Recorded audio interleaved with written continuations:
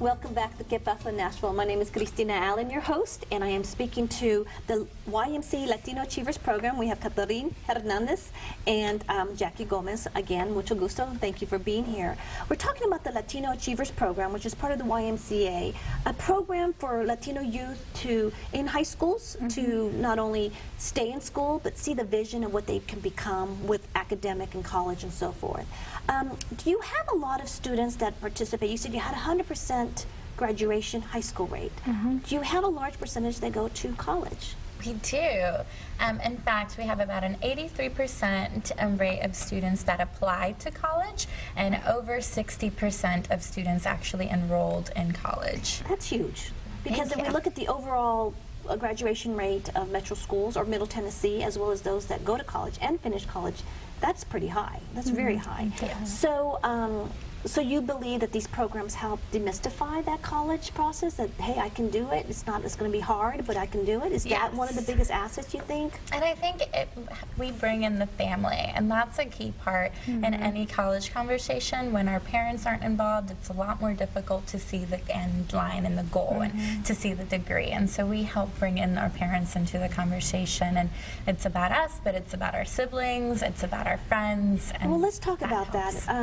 When you bring in your parents, again, a lot of these are first-generation college students. So do they understand that sacrifice, that they're not going to go to work and help the family, but long-term it's going to be something you sacrifice for short-term for long-term results? Is that something that's hard? Overarching goal, they understand that they want a better quality of life for their children, so they do want to put them through school.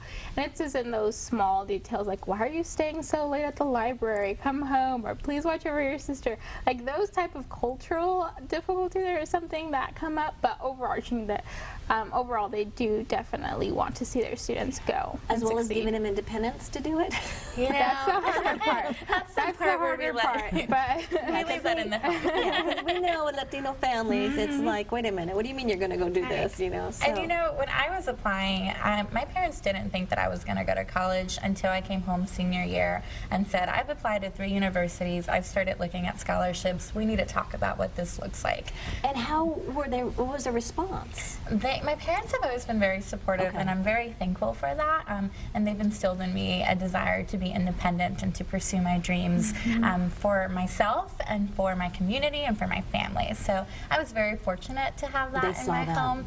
And I see it now in their encouragement of their friends and their friends' kids that are starting to go through college, and within my church as well, as church members and parents, their kids get to that age of wanting to go to college, they come and seek help from myself or from my parents, and so it's a blessing. Okay, and so cultural intelligence, I always use those words, that you have to educate the Latino parents why it's important, and then of course early on, starting with the students to understand that they can go to college. And I'm going to ask this question because sometimes I want my viewers to understand, you had 83% applying and 60% enrolling.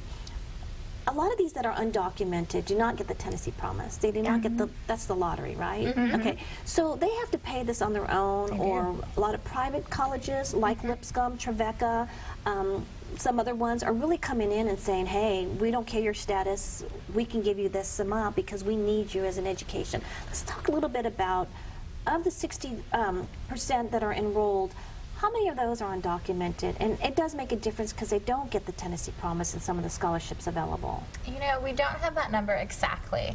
We can say that it's a good number of those students, and we also see an increasing of just U.S.-born students also going to college. So although the trends are changing a little bit, there are still students like myself who had to seek out those private universities and those private scholarships. But I wish I had that exact number. I don't. That's okay. I just, paint the picture. So let's go back. I do know, based on conversations or some of the interviews, that we do know that, let's say you go to your first year in college, and if you are part of the Tennessee Promise or you have these scholarships and you don't meet your GPA, in other minorities, they'll just stop, not go, and quit college. But it is said, and I don't have this documented, that the Latino families will all rally and everyone will pay for that person to finish.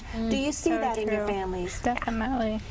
I think it's and I know a story of a student who went to a specific counselor at a school, and he was like, I don't know how much I can afford, but he had his family around them, and she told him how much he had to pay, and each family member had to take out money from their wallet and put it on her table. So very much support around The that. support of the family, seeing the vision that you help also cultivate, not just through the students, but through the families. I think that's very key. Yeah, it's part of the Latino culture. It's we, right? It's us. It's Familia. not me. It's not myself. It's para nosotros. Nuestra familia, nuestra comunidad. And That's our family, our community. The community and stuff. And so we definitely see that in our students and in the way that they move forward and in the way that they pursue their dreams. So I'm going to take it a little step further and ask you, I know I asked you beforehand about your status. You are an undocumented graduate at Glencliff, graduate of Trevecca, yes. with a marketing degree. Yes. And you are a DACA recipient. Can you explain that a little bit and Yes. what that means? Definitely. So DACA is Deferred Action for Childhood Arrivals. It's an executive order by President Obama that was made in the June 2012. And so it grants eligible students, you have to meet very specific requirements, and you pay a fee, temporary relief of deportation, and with that, a 2-year work permit, that then, and a social security number for work purposes, working only, and that then grants you a driver's license, and it's renewable every 2 years, with no guarantee that you will receive it every 2 years. It's not a right, it's a Right. privilege. So you're, as I say, my mom is a green card holder. She's not a U.S. citizen, but she married an American, my father. But you're not in the shadows. You are eligible in this executive It's order weird. space Yes. that allows you to drive, get a driver's license, Yeah. to get a I-9 number to allow you to work, be able to go to school freely. Not free, Not but freely. But what is the limitations? It's still, that's just for working. That has Yeah. nothing else to do with anything else that you would need a social security number for. It still doesn't help you get in-state tuition at a state school. It still doesn't qualify you for any of the federal aid when going to college. You're still limited to working and then paying for school from what you're making and from what your family is making. It's really just to create that opportunity of no longer am I going to college with no hope of working in the country that I call home. I am now going to college and getting a degree that's going to mean something, and it's going to allow me to serve my community and give back to this country that is my home. And I speak that for myself, right? This is my home, and DACA allowed me to be able to, when I was a student, drive to school without getting pulled over or being afraid of being pulled over. Or being deported as well. Yes. So as we look at you as a DACA recipient, and you have to apply every 2 years, I say to those, okay, you're going to get a degree. Can you use it? With DACA, you can. Without DACA, you cannot. So recently I heard a nursing student say the same thing. I will get my degree. I'm not sure if I can get my license to serve the Nashville community. And her attitude was, I love what I do. I will serve as a nurse. Well, there's a shortage, yet if I can't get my license, I can't be employable. Right. So what are you going to do when we have shortage of nurses? Can you say the same thing with almost any DACA recipient? You know, that's tricky, and it's definitely a case by case, and depending on what degree you're seeking and what career path, there's going to be different licenses that you need and different certifications. And so I can't speak personally to anything other than in the business world. So would you be able to be sponsored if that's the case? You know, sponsorships are very tricky. That's companies sponsoring other people from different countries. Okay, so That's not an outlet that many people are using right now or that companies are comfortable pursuing. and those are probably high-tech people, Yes. yeah. So, well, I'm excited that you have your degree and you're using it. Thank You're you. still going to college, and social entrepreneurship, and understanding that that does play a role in how you serve your teens. So, as we go back to the Latino Achievers program and the program that it does, you recently moved. Tell me about the move or where you're located now. Yeah. So we used to be located at the Harding YMCA, and that closed. So now we're at the Christchurch YMCA. It's off of Old Hickory Boulevard.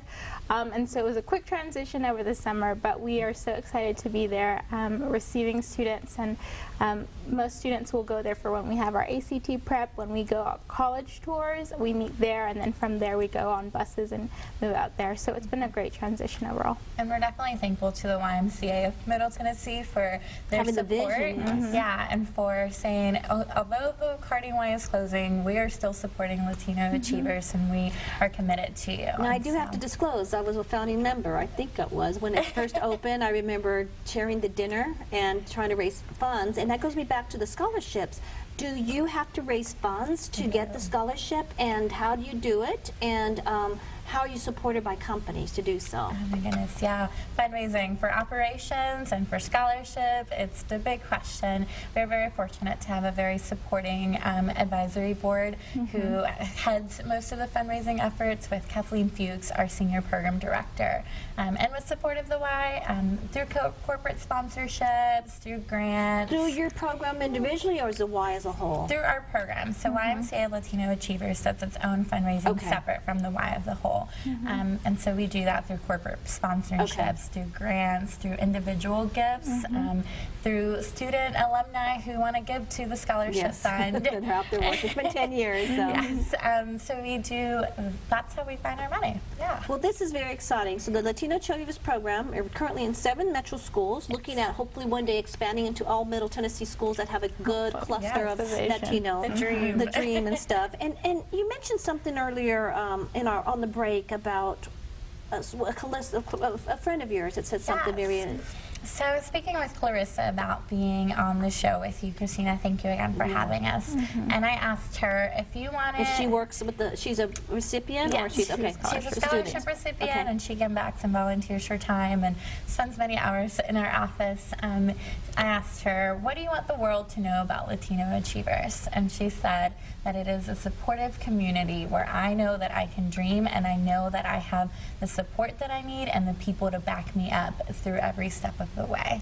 Well, thank you both very much for being on the show, and thank you for just doing all you can with your personalities and your desire to be more for all Latinos. So thank you for joining Que-pasa-Nashville. Join us each week as we talk about the opportunities and challenges Latinos bring to Middle Tennessee, and quarterly we have a global show. So we'll see you next time on Que-pasa-Nashville. Gracias.